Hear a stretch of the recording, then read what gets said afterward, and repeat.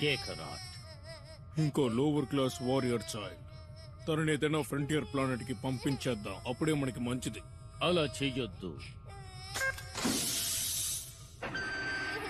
Planet వెజిటాలో మొదటిసారిగా ఒక మగబిడ్డ ఏడుస్తున్నాడు.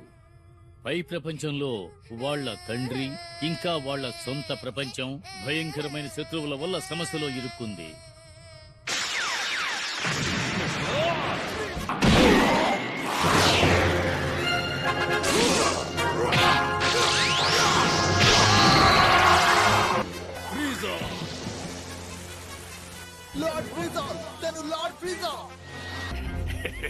It all comes down to this. My fate, Planet Vegeta's Kakarot!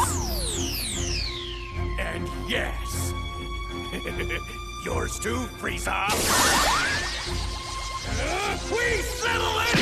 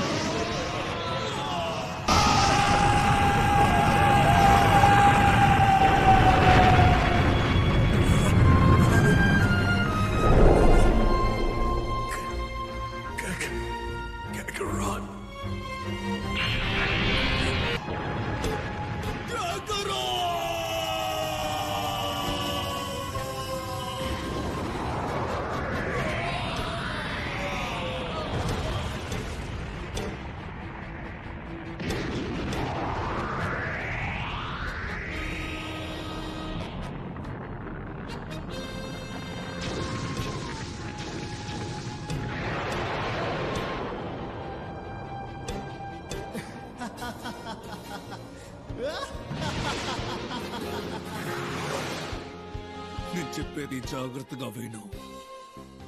మీ నాన్న చేయలేని విషయాన్ని నువ్వు చేసి చూపించాలి. ఏదో ఒక రోజు ఆ సైన్స్ ని ఓడించి మన పరువు నిలబెట్టాలి.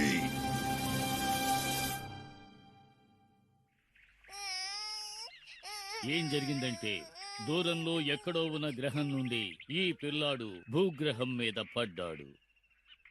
ఈ ముసలాయన కరుణకు కృతజ్ఞతలు చెప్పాలి. ఈ ప్రపంచాన్ని అతనికి ఇల్లుగా మార్చాడు. నిన్ను నేను గోకు అని పిలుస్తాను. ఇక్కడి నుంచే గోకు కథ ఆరంభమయ్యింది.